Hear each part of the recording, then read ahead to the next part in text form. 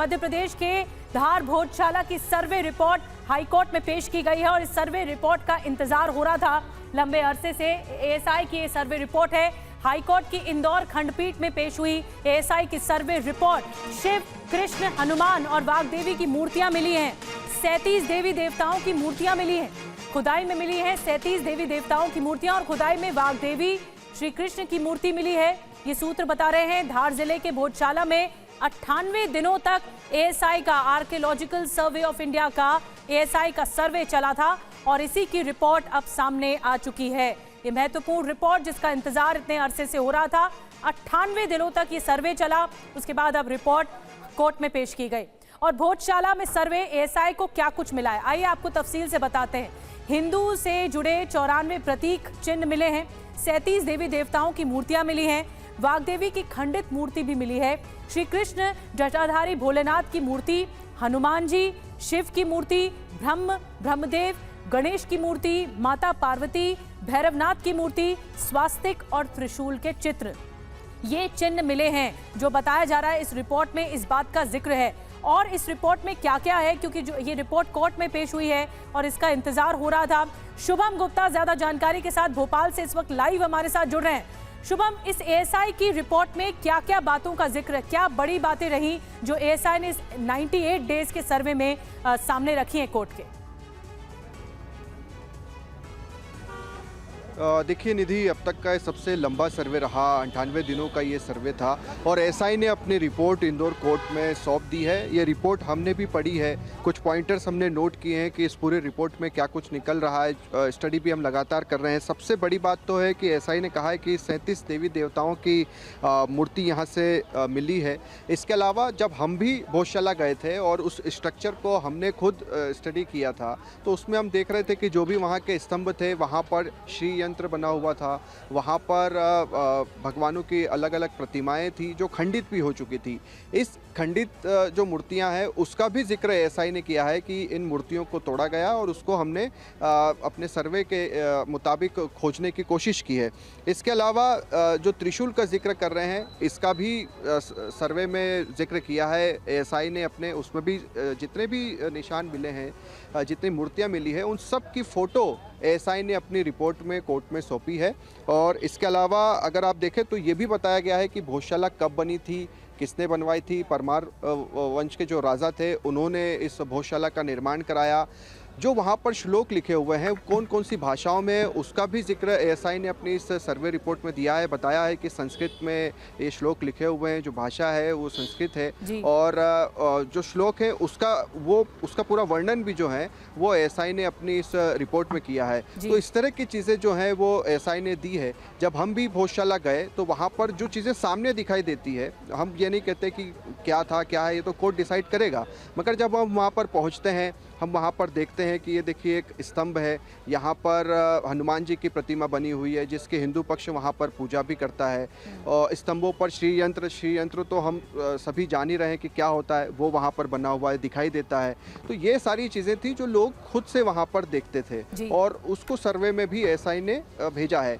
अच्छी बात यहाँ पर ये देखने को मिली है कि जो खुदाई हुई है उसमें भी कुछ न कुछ अवशेष जो है वो एएसआई की टीम को मिलते रहे हैं। शुभम, बड़ी बात ये है कि हिंदू देवी देवताओं के प्रतीक मिले हैं इस सर्वे रिपोर्ट में। आप नजर बना के रखिए। शुभम, मैं आऊंगी आपके पास। और विष्णु शंकर जैन ने इस पूरे मामले पर क्या कुछ कहा है, क्योंकि सर्वे रिपोर्ट आई है कोर्ट में और हिंदू प्रतीक के सबूत मिले हैं, क्या कुछ कहा विष्णु शंकर जैन ने, सुनिए जरा। आर्कियोलॉजिकल सर्वे ने जो रिपोर्ट फाइल की इससे हमारा केस और मजबूत होता है और मैं ऐसा मानता हूं कि जो 2003 में एएसआई ने गलत आदेश पारित किया था इसी जगह पे पूजा करने का और इसी जगह पे नमाज पढ़ने का मंगल को और फ्राइडे को, वो आदेश गलत है। इंदौर हाईकोर्ट के सामने हम इस मामले को लेके गए थे। ऑनरेबल इंदौर हाईकोर्ट ने एएसआई के सर्वे का निर्देश दिया था। 98 डेज का एएसआई का सर्वे हुआ है। एएसआई ने 2000 पन्ने की रिपोर्ट फाइल की है और जो हमारा केस है वो इस रिपोर्ट के बाद और स्ट्रांग होता है।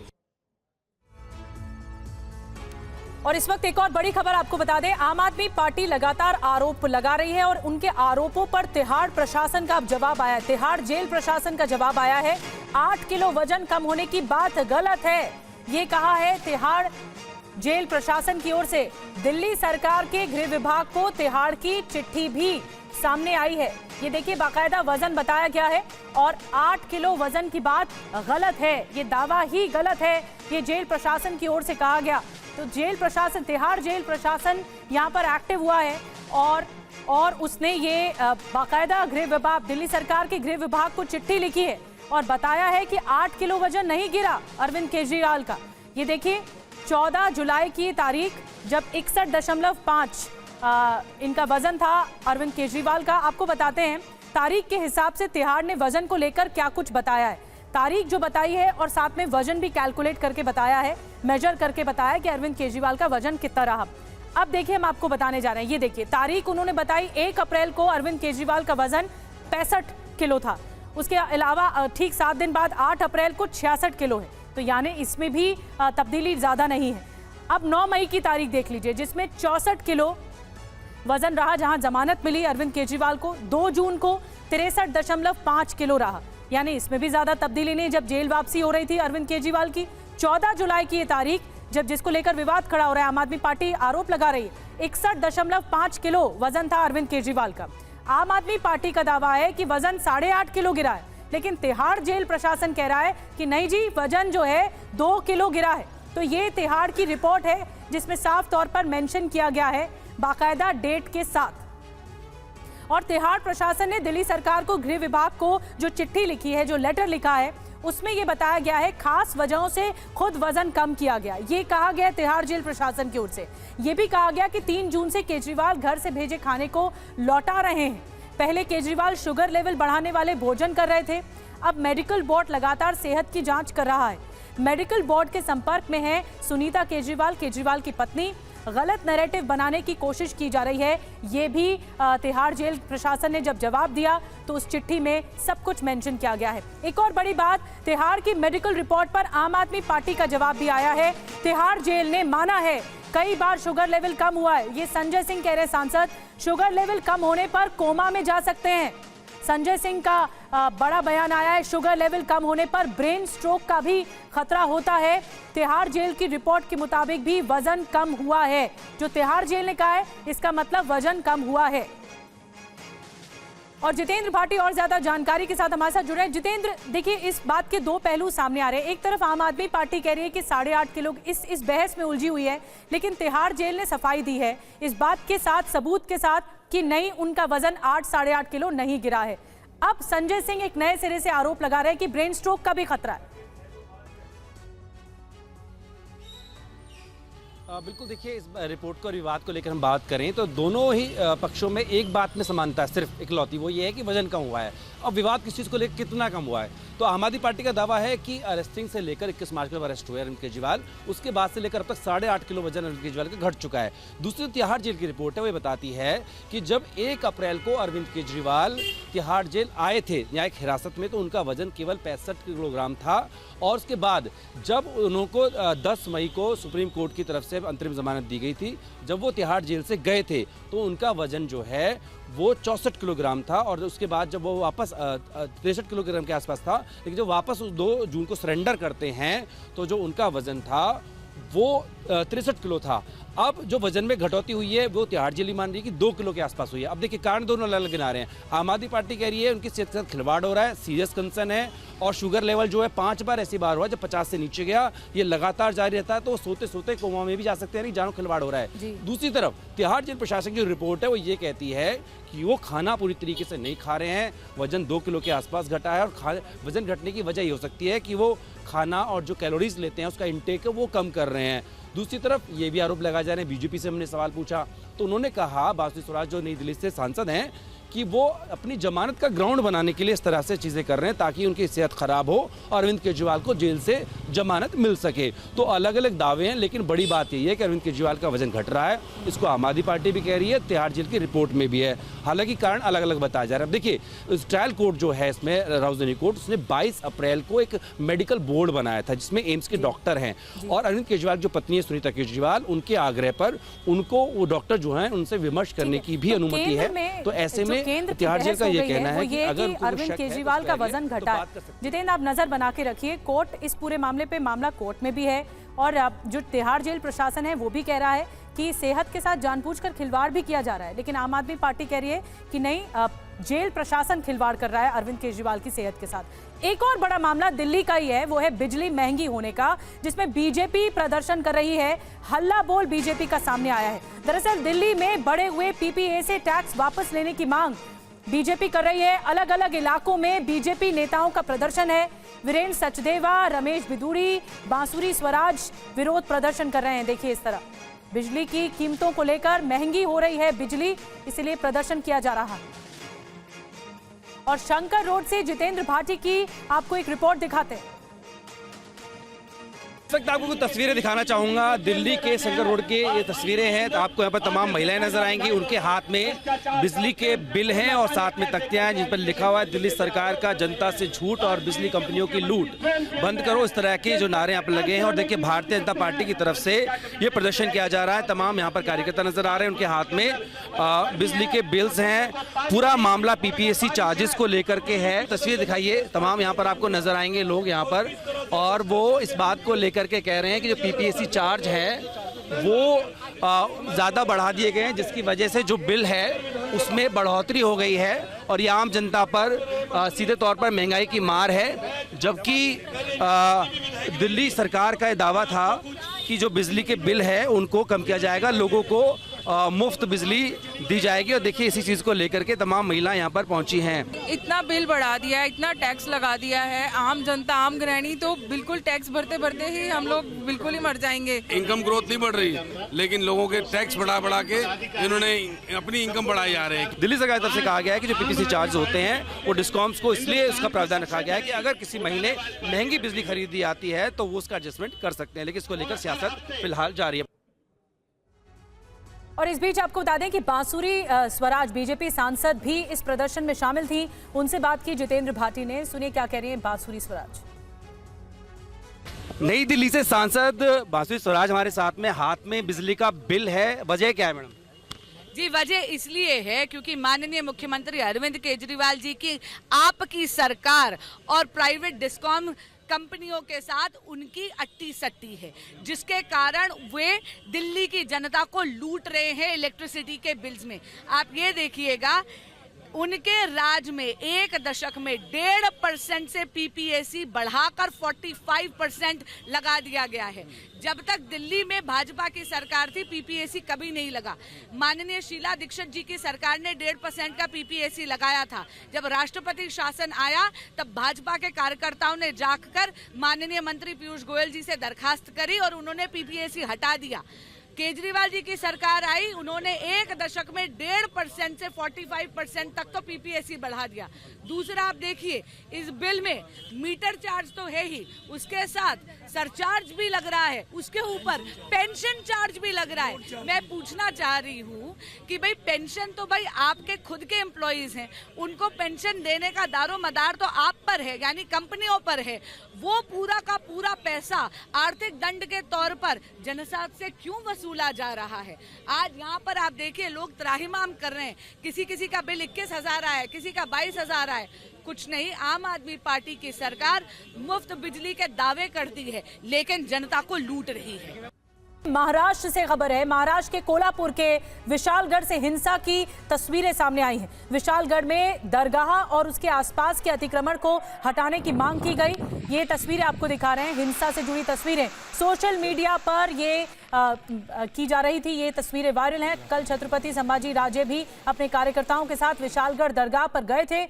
इसी दौरान कुछ हिंदूवादी संगठन के लोग वहां पहुंच गए और कुछ उपद्रवियों ने माहौल खराब करने की कोशिश भी की। इस दौरान दो पक्षों में पथराव हुआ, दो दुकानों में तोड़फोड़ तक की गई, आगजनी की गई। मौके पर भारी पुलिस बल की तैनाती की गई है। विशालगढ़ की तस्वीरें आपको दिखा रहे हैं जहां पर दो गुटों में हिंसक झड़पें हुई हैं। उसके बाद इस तरह हड़कंप मच गया। 14 जुलाई की तस्वीरें आप तक हम पहुंचा रहे हैं। दुकानों में तोड़फोड़ तक की गई।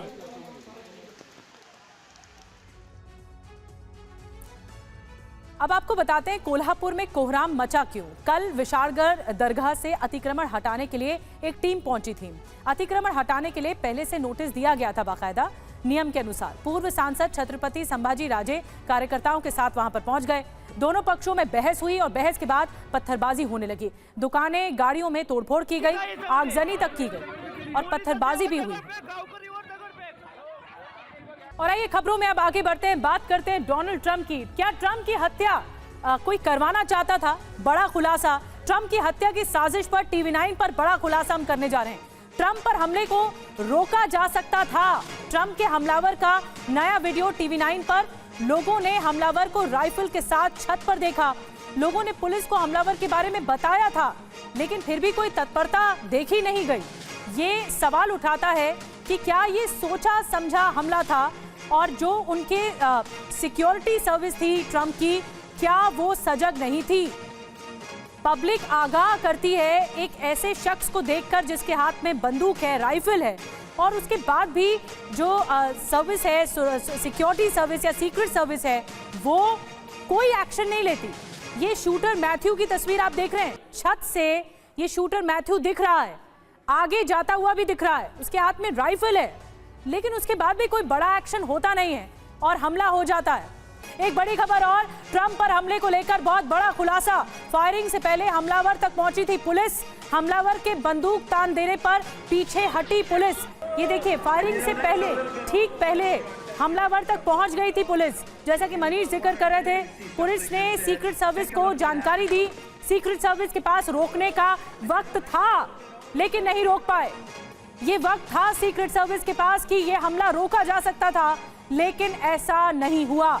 सीक्रेट सर्विस ने ये हमला होने दिया, क्योंकि जब पुलिस ने इन्फॉर्म किया तब तक वक्त था। ट्रंप, इस देखिए साफ तस्वीरें आप देख रहे हैं। ये हमलावर दिख रहा है, ये सुरक्षा में मौजूद स्नाइपर्स दिख रहे हैं, और फिर डोनाल्ड ट्रंप भी दिख रहे हैं स्पीच देते हुए। ये कर सकते थे, लेकिन हमला रोका नहीं जा सका और हमला हो गया।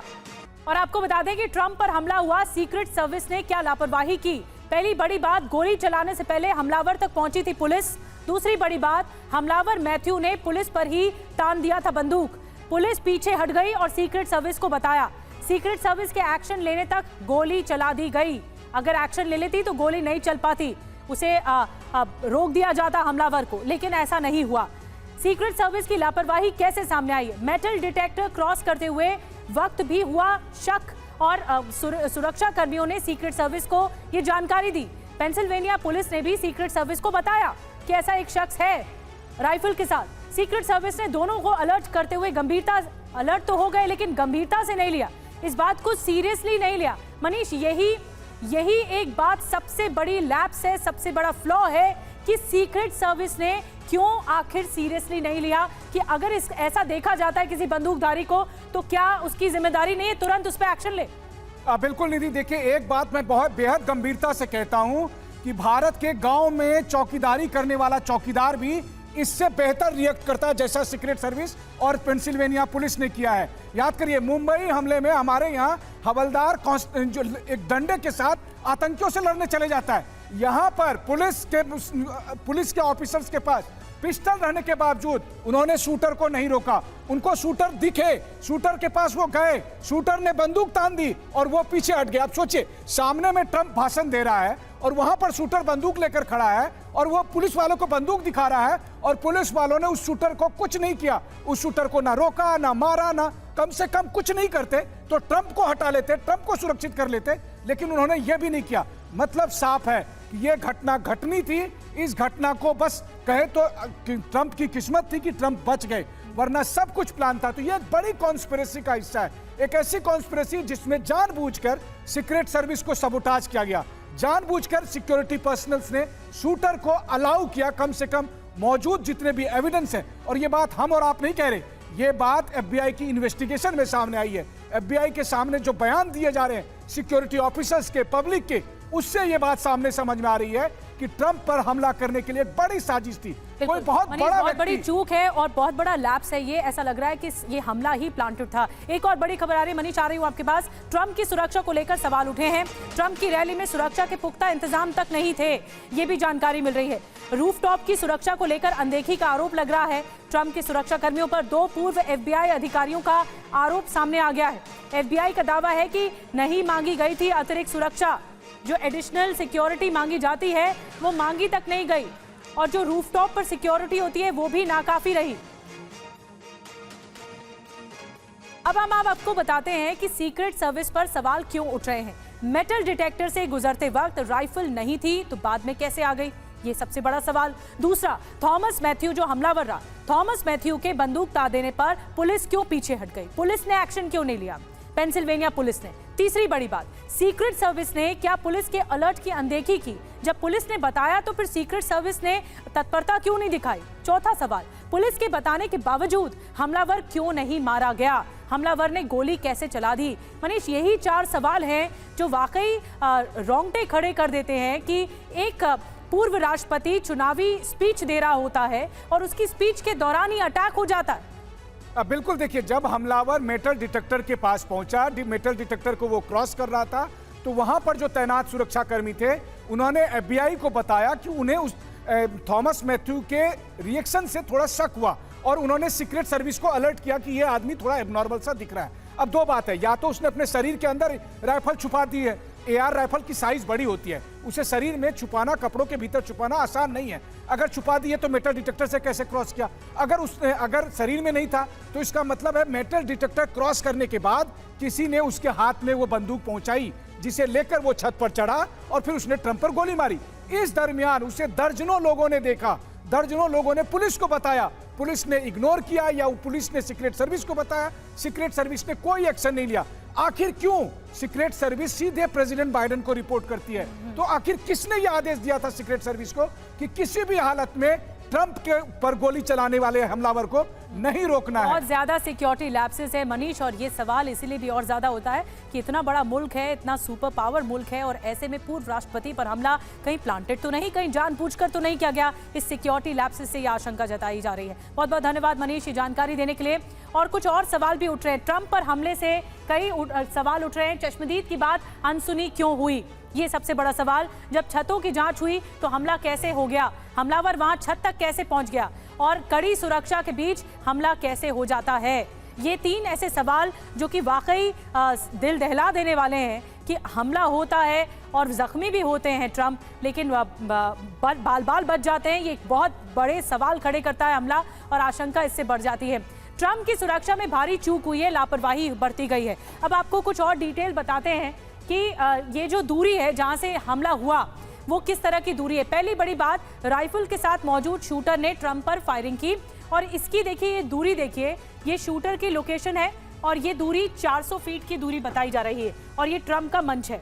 ये शूटर की लोकेशन है, ये ट्रंप का मंच है, और ये सीक्रेट सर्विस स्नाइपर्स को भी आप देख रहे हैं बहुत आसपास। ये मामला इससे त्रिकोणीय है, देखिए ये ट्रंप है, ये शूटर लोकेशन है, और सीक्रेट सर्विस स्नाइपर्स हैं। अब नंबर 2 बड़ी बात, ट्रंप के दाहिने कान पर गोली लगी है, दाहिने कान पर, राइट हैंड कान पर गोली लगी है। तीसरी बड़ी बात, सीक्रेट सर्विस स्नाइपर्स ने हमलावर को मार गिराया, ये बताया जा रहा है। और चौथी बड़ी बात जो इसमें निकलकर सामने आ रही है, ये जो लोकेशन आप देख रहे हैं, इससे अंदाजा लगाया जा सकता है ये सब कुछ इतना पास था। जब छतों की जांच की गई थी तो कैसे हमलावर छत पर आ जाता है, ये बड़े सवाल उठाता है। और ये पूरी घटना ही कई सवाल उठाती है कि कहीं जानबूझकर ट्रंप पर हमला तो नहीं किया, और हमला किया तो किसने करवाया हमला।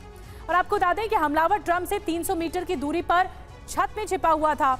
हमलावर ने AR स्टाइल राइफल से 8 राउंड फायरिंग की, और डिटेल्स इससे जो हमलावर से जुड़ी सामने आ रही है। हम आपको तस्वीरें दिखा रहे हैं, तस्वीरों में आप देख पा रहे हैं हमलावर छत पर लेटा हुआ है, ये देखिए। लेकिन ट्रंप की सुरक्षा में तैनात सुरक्षा कर्मियों को हमलावर नहीं दिखा, ये हमलावर लेटा हुआ है, और नीचे पब्लिक भी है, ये देखिए आप देख रहे हैं।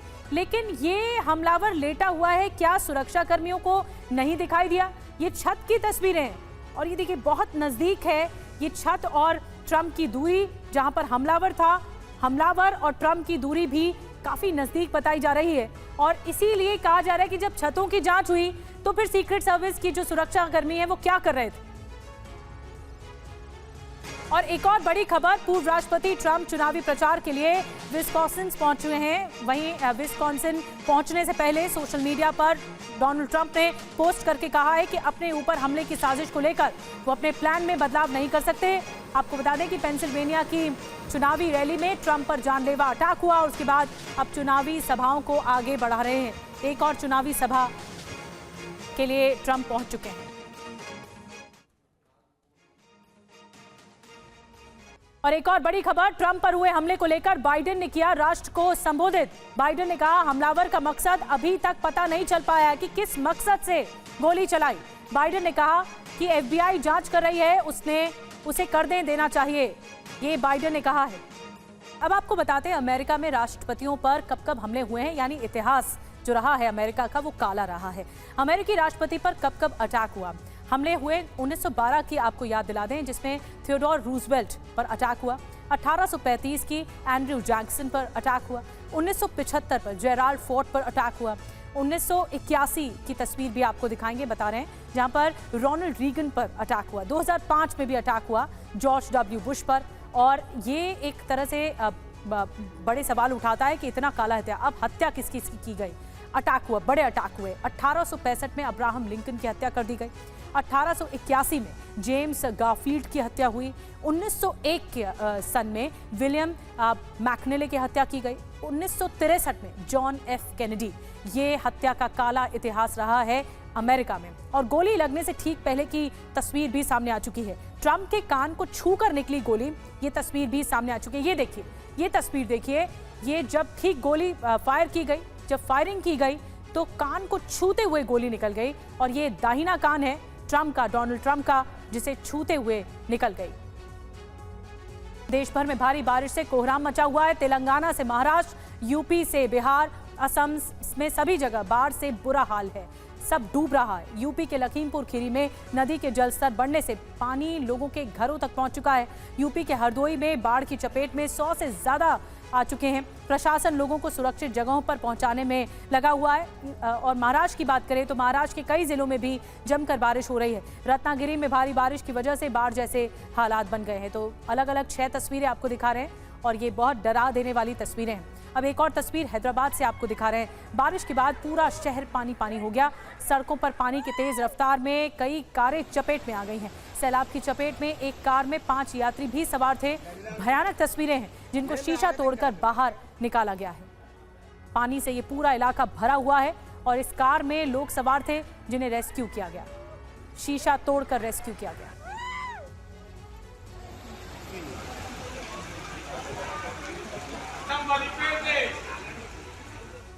और महाराष्ट्र में भारी बारिश जारी है। बारिश के बीच कुछ पर्यटक नासी के अजनेरी झरने में बारिश का लुत्फ उठा रहे थे और तभी अचानक भारी बारिश होने से सभी लोग अजनेरी झरने में फंस गए।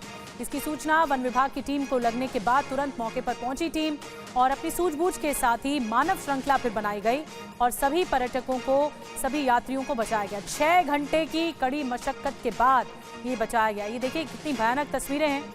उफान देखिए कितना ज्यादा है झरने का और बीचों बीच फंस गए थे ये। उन्हें ह्यूमन चेन बनाकर, मानव श्रृंखला बनाकर एक किनारे तक पहुंचाया गया। ये एक्सक्लूसिव तस्वीरें TV9 भारतवर्ष आप तक पहुंचा रहा है। ये देखिए किस तरह मानव श्रृंखला बनाकर एक ह्यूमन चेन बनाई गई है। पहाड़ी का इलाका जहां से झरना बह रहा है और ये देखिए बीच में फंस गए हैं।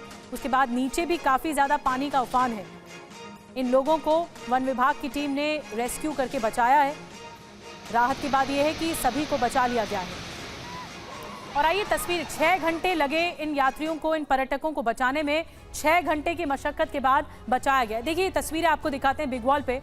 ये आप देख रहे हैं कई लोग एक साथ फंस गए हैं। सब एक के बाद हाथ पकड़कर खड़े हुए हैं और ह्यूमन चेन बनाकर, ये चेन जो ऊपर से आ रही है पहाड़ी के इलाके से, ये झरना बहता हुआ आ रहा है, बीचों बीच फंसे हैं और इन्हें ह्यूमन चेन निकालकर एक रास्ते पर, एक छोर पर पहुंचाया जा रहा है जो एंड है। वन विभाग की टीम यहां पर पहुंची और इस पूरे ऑपरेशन में, पूरे रेस्क्यू ऑपरेशन में 6 घंटे का वक्त लग गया जब ह्यूमन चेन बनाया गया। आपसे अपील करते हैं कि ऐसी जगहों पर बारिश के समय न जाएं और ये अगर इस तरह से फंस जाएं तो स्थानीय प्रशासन अगर आप मदद पहुंचा सके आप तक तो उनको संपर्क ज़रूर करें। और इससे पहले कुछ मुंबई में तस्वीरें सामने आई थी। मुंबई के पास लोनावाला से तस्वीरें आई थी, वो भी काफ़ी डरावनी तस्वीरें थी।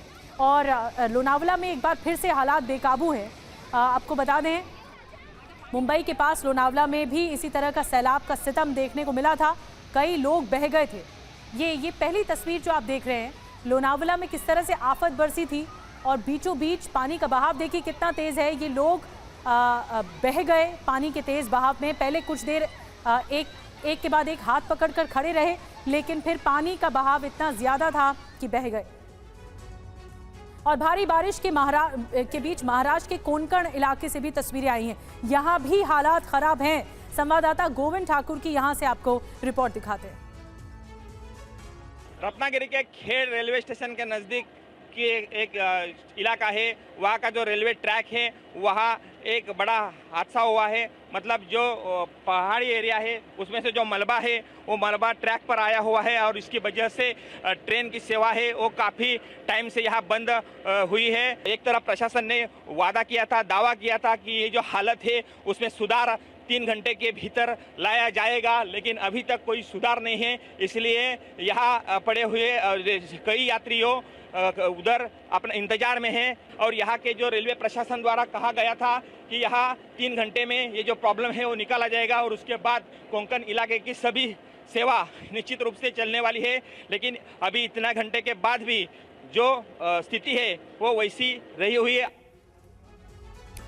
कोंकण इलाका दिखा रहे थे गोविंद ठाकुर। और असम में भी बाढ़ से हालात काफी ज्यादा गंभीर है। असम के ज्यादातर जिले इस समय बाढ़ की चपेट में हैं। ब्रह्मपुत्र नदी समेत राज्य की जो सभी नदियां हैं खतरे के निशान से इस वक्त ऊपर बह रही हैं।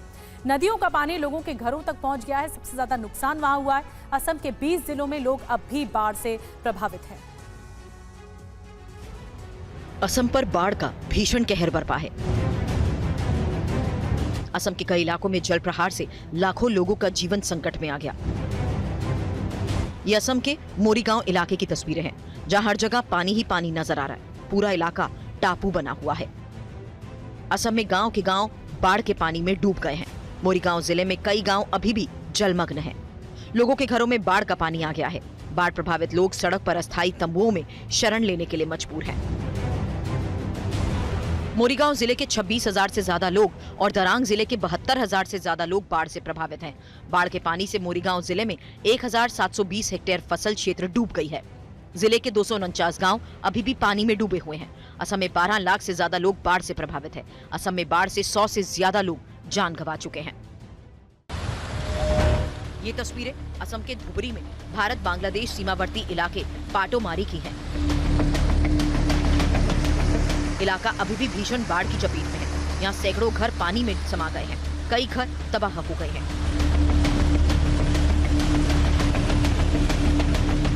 धुबरी के इस इलाके में हजारों लोग अपने घर को छोड़कर सुरक्षित जगहों के लिए पलायन कर चुके हैं। स्थानीय लोग सरकार से स्थायी समाधान की मांग कर रहे हैं। अब आपको असम के धेमाजी इलाके का भी हाल दिखाते हैं। यहाँ राष्ट्रीय राजमार्ग पिछले 15 दिनों से पानी में समाया हुआ है।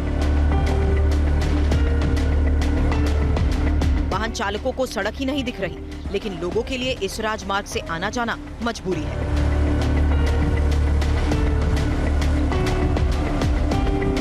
वाहन चालकों के साथ ही आम राहगीरों को भी दिक्कतें झेलनी पड़ रही हैं। हाईवे पर लगातार पानी भरने की वजह से सड़क अभी भी पूरी तरह जर्जर है।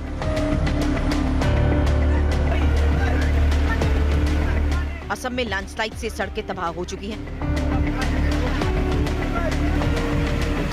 असम और पड़ोसी राज्य मेघालय में जारी भारी बारिश के बीच लैंडस्लाइड की वजह से गुवाहाटी सिलचर रोड बाधित हुई है। और इस वक्त एक और बड़ी खबर आपको बता दें, नोएडा के एलिवेटेड रोड पर बड़ा हादसा टला है। प्राइवेट बस फ्लाईओवर से नीचे की तरफ लटक गई। बस में ड्राइवर और कंडक्टर घायल हुए हैं। नोएडा के सेक्टर 18 से 62 जाते हुए एलिवेटेड रोड पर ये बड़ा हादसा हुआ है। बेलगाम होकर डिवाइडर से ये बस चढ़ गई और उसके बाद देखिए नीचे आधी लटकी हुई दिखाई दे रही है।